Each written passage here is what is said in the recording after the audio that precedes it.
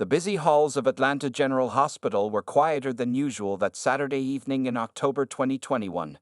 The annual hospital fundraiser had transformed the ordinary cafeteria into something special, with soft blue lights and white flowers on every table.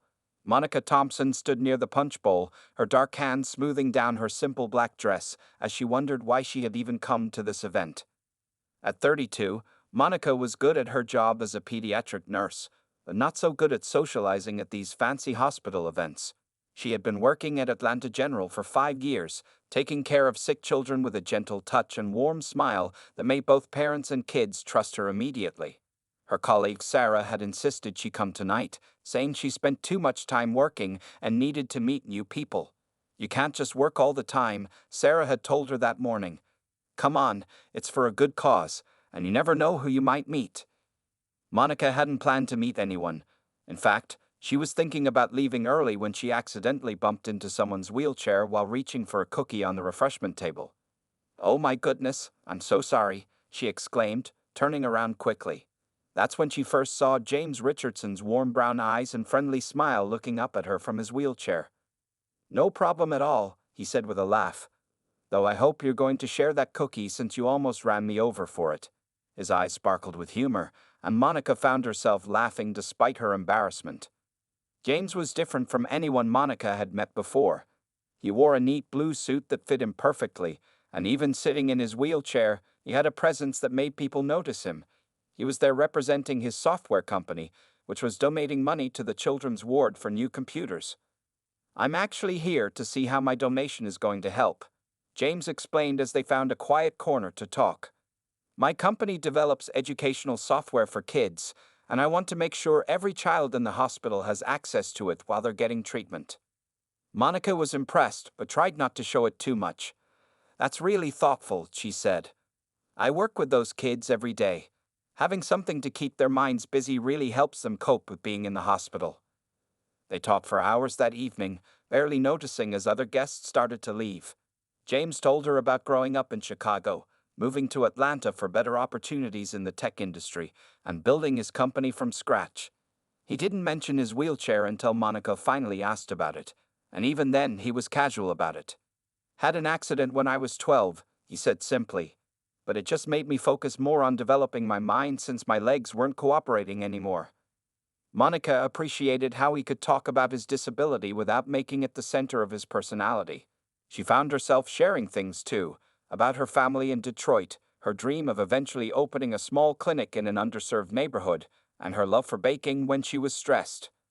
As the evening was ending, James hesitated before asking for her phone number. "I know this great coffee shop that makes amazing cookies, much better than the ones you almost knocked me over for," he said with that same warm smile. "Maybe we could meet there sometime?" Monica surprised herself by saying yes without hesitation. There was something about James that made her feel comfortable, like she'd known him for years instead of hours. Sarah found her later as they were leaving the fundraiser. "So," her friend asked with a knowing smile, "still wish you hadn't come?" Monica just smiled, holding the small business card James had given her. She didn't want to admit that Sarah had been right about coming to the event, but as she drove home that night, she couldn't stop thinking about James's laugh and the way his eyes crinkled when he smiled. She didn't know it then, but that simple bump by the refreshment table would change her life forever. It was just the beginning of a story that would prove that love shows up in the most unexpected places, and that sometimes the best things in life come from simple moments like reaching for a cookie at a hospital fundraiser. Looking at his business card one more time before going to bed that night, Monica felt something she hadn't felt in a long time: hope for something new, something different, something real. 2 weeks after their first meeting, Monica and James had gone on 3 coffee dates, and each time, Monica found herself more drawn to his personality. However, not everyone in her life shared her excitement about this new relationship. It started with her best friend Tanya's reaction when Monica showed her a picture of James. "Oh, he's in a wheelchair," Tanya said, her voice dropping low. "Monica, honey, are you sure about this? Taking care of someone like that is a big responsibility." Monica felt her face get hot. "He doesn't need taking care of, Tanya. He runs his own company. He drives himself. He lives alone." But Tanya's reaction was just the beginning. When Monica's older sister Keisha found out, she called their mother immediately. Soon, Monica's phone was ringing with concerned family members sharing their wisdom. "Baby girl, life is already hard enough for a black woman in this world," her mother said during their Sunday phone call. "Why do you want to make things harder for yourself?" These conversations hurt Monica more than she wanted to admit. She found herself sitting in her apartment one evening, wondering if everyone else saw something she didn't. Maybe they were right. Maybe this would be too complicated. But then her phone buzzed with a message from James. "Had a rough meeting today. Could really use one of your famous pep talks and maybe some coffee." 30 minutes later, they met at their usual coffee shop. James was already there, looking tired but brightening up when he saw her.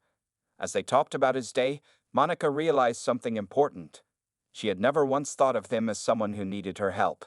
He was just James, the man who made her laugh, who remembered how she liked her coffee, who got excited talking about his latest software project. "You're quiet today," James said, studying her face. "Everything okay?" Monica hesitated, then decided to be honest. "My family and friends. They have opinions about us dating. About your wheelchair." James nodded slowly, not looking surprised. "Ah, that conversation. I was wondering when it would come up." He smiled gently. "Want to take a walk? Or, well, a roll and walk? I know a nice park nearby."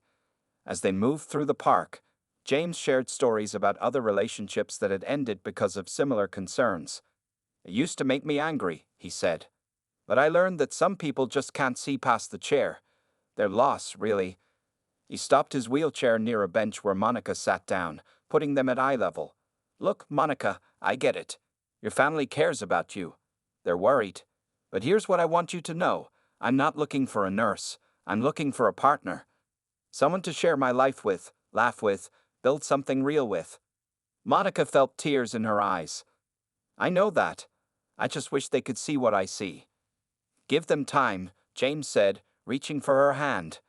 "People often fear what they don't understand. But if they love you, they'll learn to see past their fears." That evening, Monica called her mother back. "Mama, I need you to listen," she said firmly. "James is smart, successful, and he makes me happy.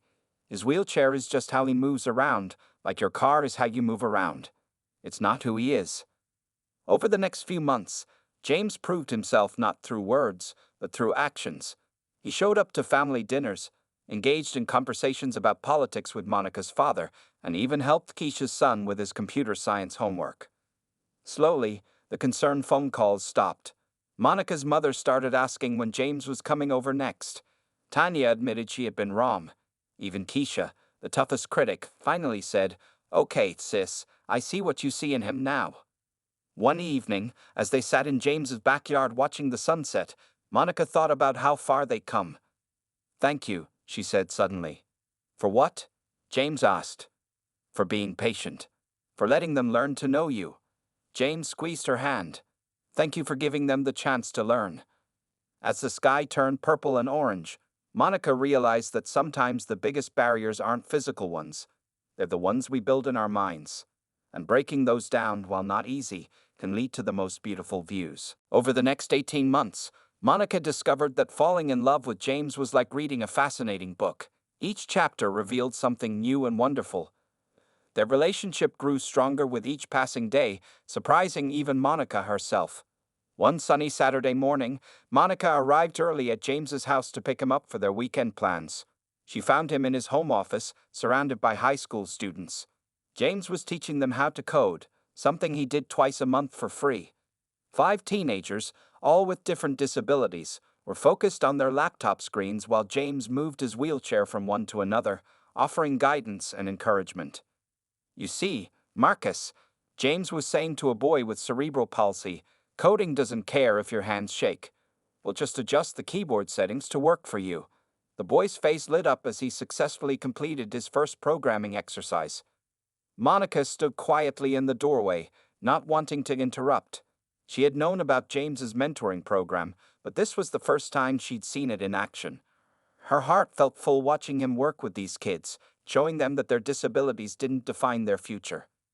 Later that day, as they had lunch in the park, Monica asked him about it. "How did you start mentoring?" James adjusted his position in his wheelchair before answering.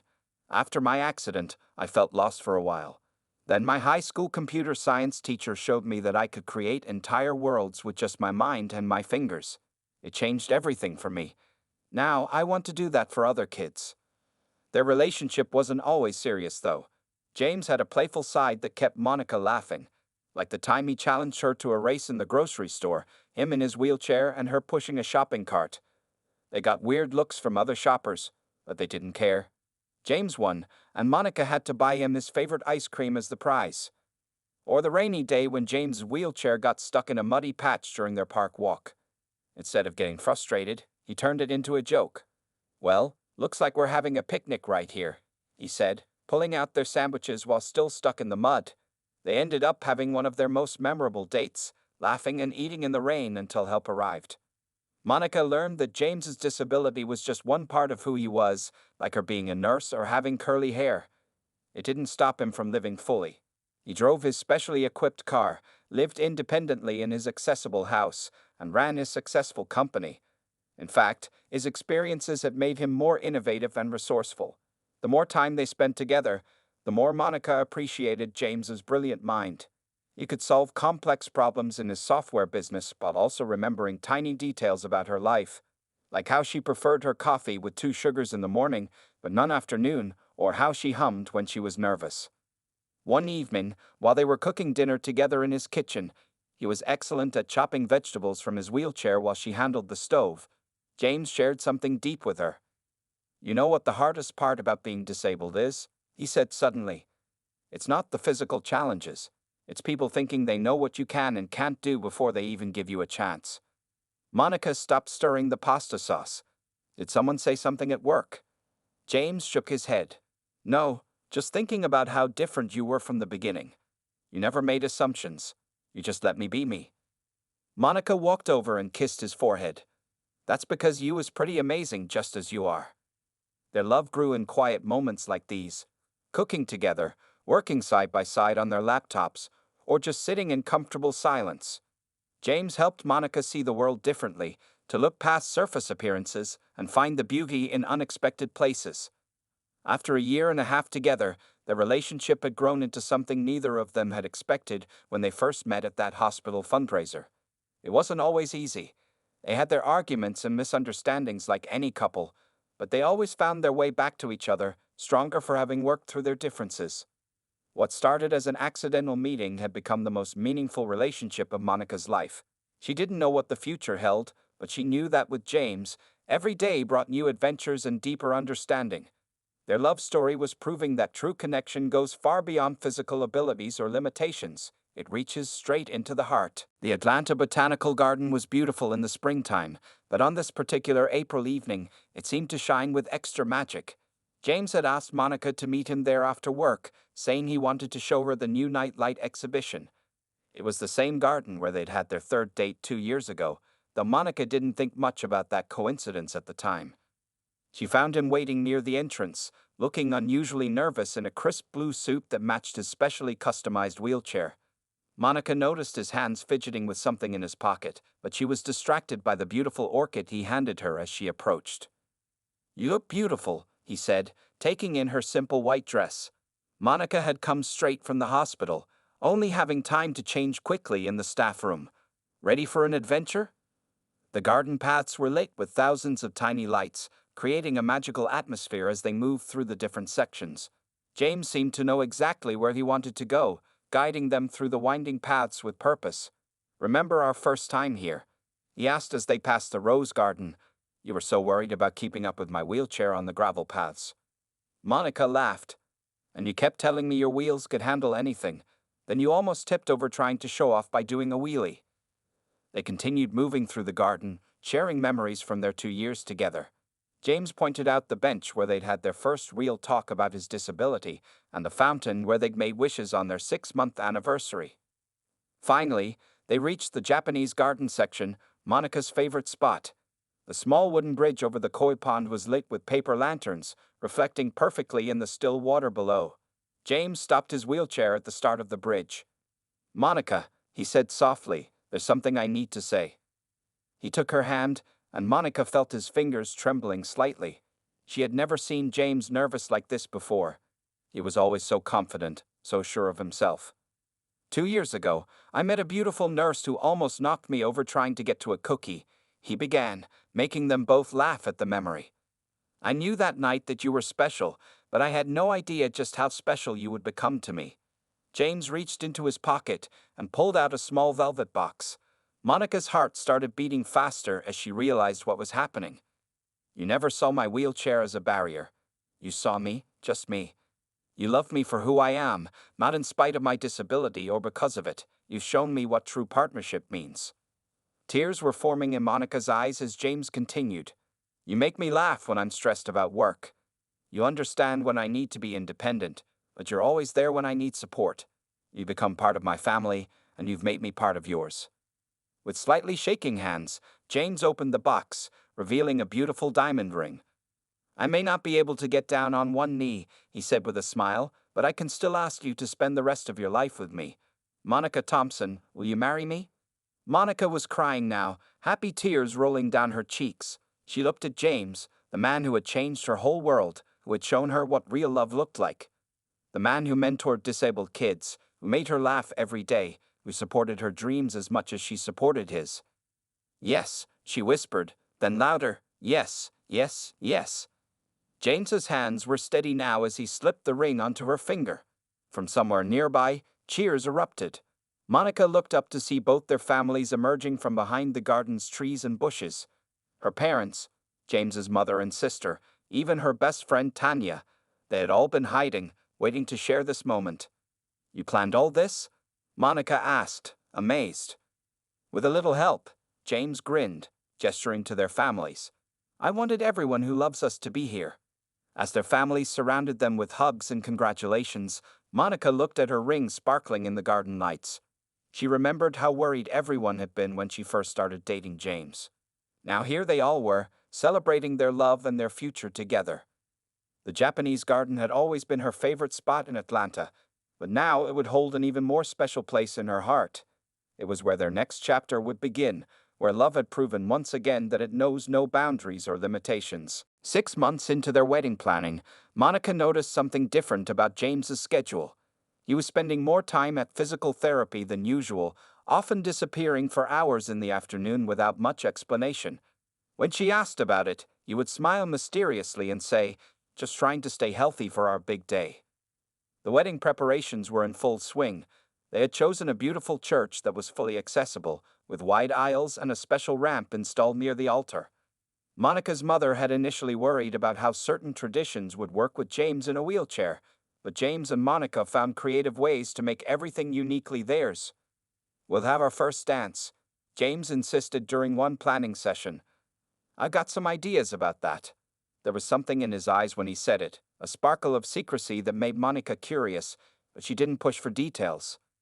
One afternoon, while visiting the church for a planning meeting, Monica found James deep in conversation with the pastor. They stopped talking when she approached, and James quickly changed the subject to flower arrangements. She caught fragments of other mysterious phone calls, too, usually ending abruptly when she entered the room. James Richardson, are you keeping secrets from your future wife? She asked one evening, half joking. He grinned and took her hand. Every groom needs to have a few surprises for his bride. Trust me. Always, she replied, though her curiosity was growing stronger. Meanwhile, their families had completely transformed from their initial skepticism. Monica's mother now spent hours helping with wedding details, treating James like the son she never had. She even defended him fiercely when a distant aunt made an insensitive comment about the wheelchair at a family gathering. My future son-in-law is one of the most capable men I've ever met, she declared proudly. And he makes my daughter happier than I've ever seen her. The wedding dress shopping was an emotional experience. Monica had always dreamed of a traditional long gown, but worried about how it would work with James's wheelchair during their first dance. The boutique owner, a kind woman named Mrs. Chen, helped her find a perfect design, elegant but practical, with a removable train. Love finds its own way, Mrs. Chen said wisely as Monica twirled in front of the mirror. You too will make your own traditions. James's therapy sessions continued to increase as the wedding day approached. Sometimes he came home looking exhausted, but always happy. His mother seemed to know something about it. but she just smiled mysteriously whenever Monica asked. "He's working on something special," was all she would say, "something from his heart." 3 weeks before the wedding, they had their final dance lesson. The instructor had helped them choreograph a beautiful wheelchair dance, with Monica moving gracefully alongside James as he guided his chair in smooth patterns across the floor. But James insisted on having some private practice sessions too, which only added to Monica's curiosity. The guest list grew larger than they had planned. News of their wedding had spread through the disability community where James did his mentoring work, and many of his students wanted to attend. One teenage boy, Marcus, even asked if he could give a speech at the reception. "You guys give us hope," Marcus explained. "You show us that being disabled doesn't mean you can't find real love." 1 week before the wedding, Monica found James's physical therapy receipt in their shared office. The number of sessions and their intensity surprised her. When she asked his therapist about it during a chance meeting at the grocery store, the therapist just winked and said, "You're going to love what he's been working on." The night before their wedding, during the rehearsal dinner, James seemed both nervous and excited. He kept checking his phone and having whispered conversations with his best man. Monica caught him doing what looked like breathing exercises when he thought no one was watching. "Is everything okay?" she asked as they said goodnight. They had decided to follow tradition and spend their last unmarried night apart. James squeezed her hand. "Everything is perfect. Tomorrow will be more special than you could imagine." As Monica lay in bed that night, she thought about all the mysterious preparations, the secret therapy sessions, and James' excited nervousness. Something big was coming, she could feel it. But what mattered most was that tomorrow, she would marry the man who had captured her heart so unexpectedly 2 years ago. Little did she know, James had been preparing the surprise of a lifetime, one that would make their wedding day unforgettable for everyone present. The morning of September 15th arrived with perfect weather, as if heaven itself was blessing Monica and James's union. The church buzzed with activity as guests began filling the pews, many of them wheeling themselves in alongside walking attendees. James had made sure that the entire venue was accessible for all their guests, creating wide spaces between rows and ramps wherever needed. Monica stood in the bridal room, her hands trembling slightly as her mother helped adjust her veil. The dress they had chosen looked perfect, elegant and flowing, with subtle beading that caught the light. Through the small window, she could see more cars arriving, including the special van that would bring James. "Baby girl," her mother said, fixing a loose curl, "I need to tell you something." She paused, her eyes filling with tears. "I was wrong about James. So wrong. That man loves you in a way that most people only dream about." In another room, James was getting ready with his best man, Mike. Unlike Monica, he knew exactly what was coming, and his nervousness had a different source. He checked his legs, concealed under his perfectly tailored tuxedo pants, making sure everything was in place. The months of secret physical therapy had been building to this moment. "You sure about this?" Mike asked, helping James with his bow tie. "More sure than I've ever been about anything," James replied, his voice steady despite his racing heart. The church filled with the soft sounds of preliminary music. Among the guests were several of the teenagers James mentored, all dressed in their finest clothes. Marcus, now one of James's star coding students, sat proudly in the front row, his own wheelchair decorated with a small bouquet to match the wedding flowers. At exactly 2:00 p.m., the wedding march began. The bridesmaids walked down the aisle first, their burgundy dresses creating a beautiful contrast against the church's white and gold decorations. Then came Monica's young niece as the flower girl, carefully dropping rose petals along the carpeted aisle. Finally, it was Monica's turn, as she appeared at the church entrance, arm linked with her father's. The entire congregation stood. She was radiant, her dark skin glowing against the white dress, her smile brighter than any diamond. But it was her eyes that caught everyone's attention. They were fixed on James, filled with pure love and joy.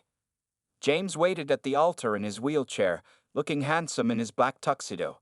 His heart skipped a beat when he saw Monica. For a moment, he forgot about the surprise he had planned, forgot about everything except how beautiful she looked walking toward him.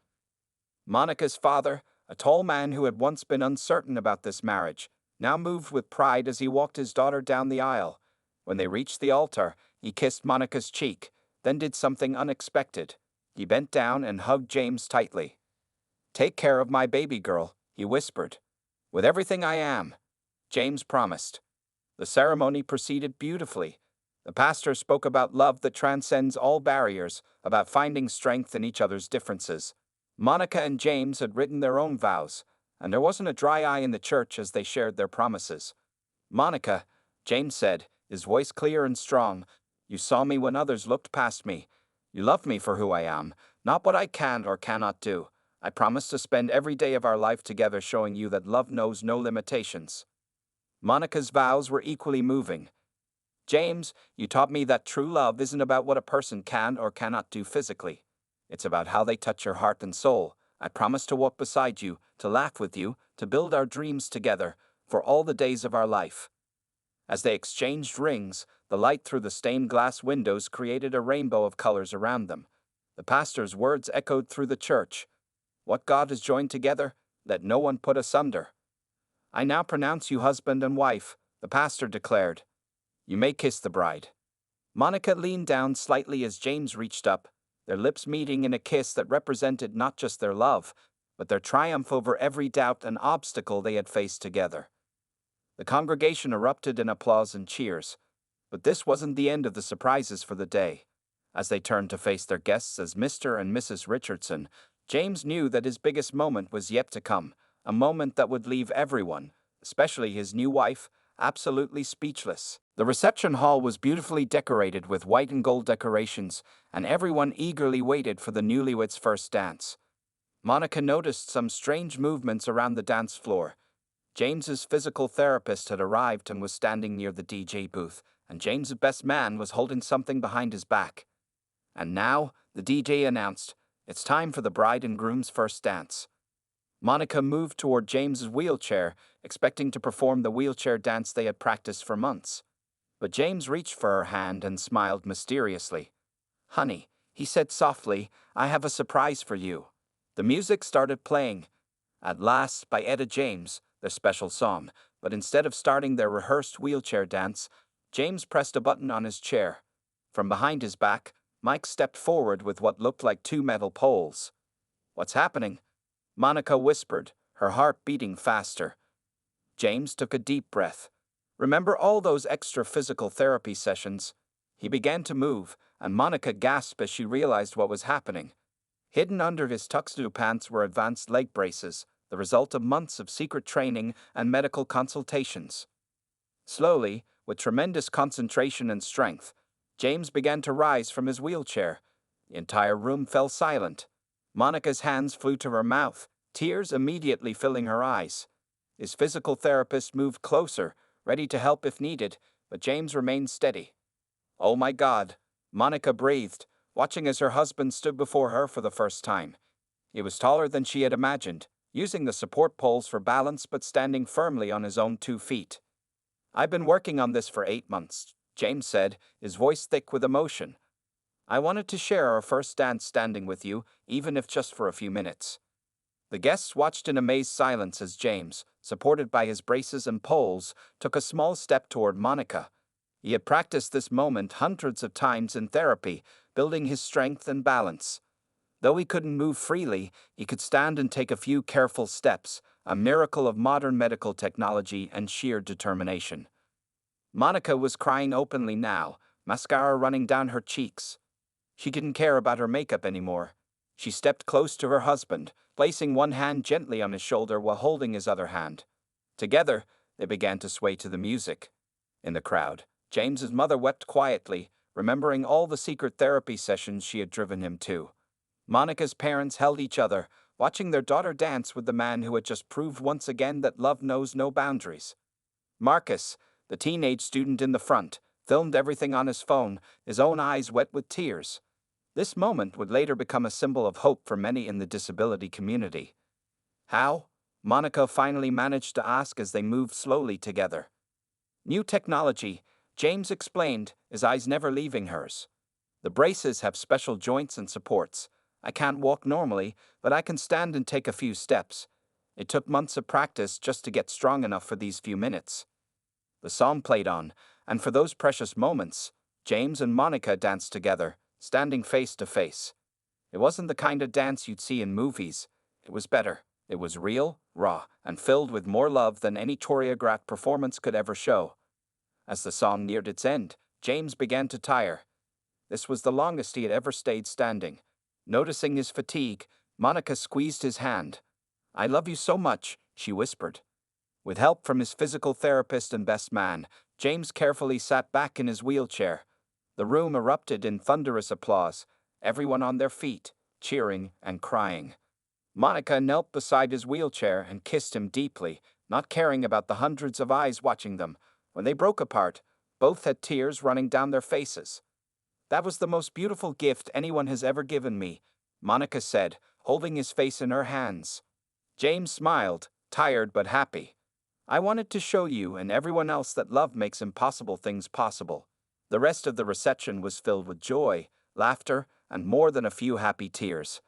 But nothing could top that magical first dance, a moment when love, determination, and modern medicine came together to create a miracle on the dance floor. That evening, James and Monica showed the world that true love isn't about what you can or cannot do. It's about what you're willing to do for the person you love. 1 month after their wedding video went viral on social media, Monica and James sat in their living room, still amazed by the impact their story had made. The video of their first dance, captured by young Marcus, had been viewed millions of times and shared across the world. Their phones hadn't stopped ringing with interview requests from TV shows and magazines. "Can you believe this?"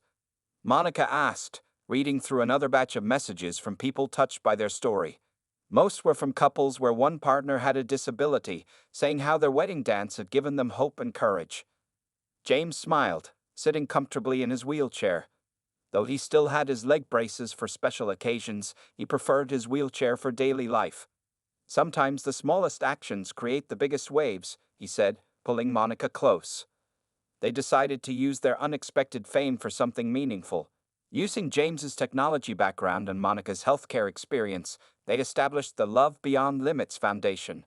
Their mission was simple: to help other couples navigate relationships where one partner had a disability. The foundation started small, operating from a spare room in their house. They'd offered online support groups, relationship counseling, and resources for couples facing similar challenges. James also expanded his mentoring program, now reaching disabled teens across the country through video calls and online sessions. Monica continued her work as a pediatric nurse, but added evening hours volunteering at their foundation.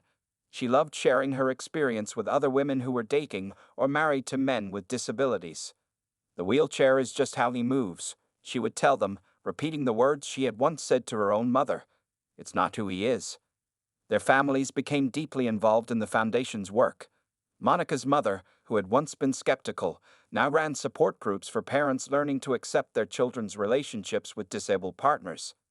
James's mother helped coordinate medical resources and adaptive technology information for couples. 6 months after the wedding, they received a special invitation. A young couple from Texas wanted them to attend their wedding. The groom used a wheelchair, and his bride had seen Monica and James's video. "You gave us courage to follow our hearts," their letter said. At that wedding, James and Monica watched from the audience as another couple proved that love transcends physical limitations. The Texas couple had their own unique first dance, inspired by but different from James and Monica's. It was their own special moment, their own way of showing their love. Marcus, now in college studying computer science, continued to work closely with James.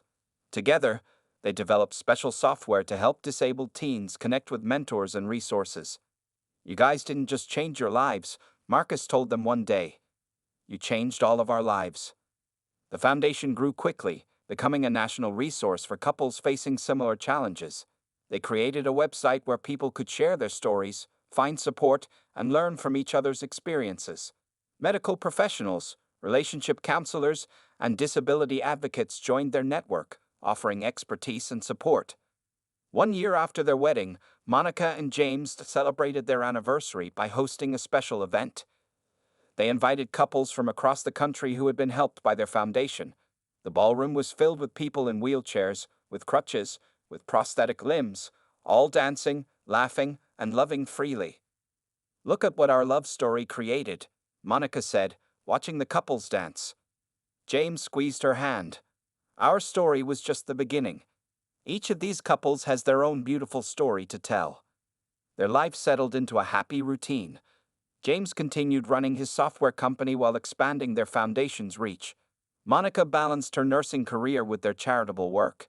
They faced challenges like any couple, but their love grew stronger with each passing day. The viral video eventually stopped making rounds on social media, but its impact lasted. It had started conversations about love, disability, and the power of seeing beyond physical limitations. More importantly, it had shown people that true love doesn't need perfect circumstances. It just needs perfect acceptance. As they looked toward their future, Monica and James knew their wedding dance had been more than just a magical moment. It had become a symbol of hope, a reminder that love knows no boundaries, and that sometimes the biggest surprises in life come from simply believing in each other. Their story continued to inspire others, proving that when love is real, it doesn't just change two lives, it creates ripples that touch countless hearts and minds, making the world a little bit better, one relationship at a time.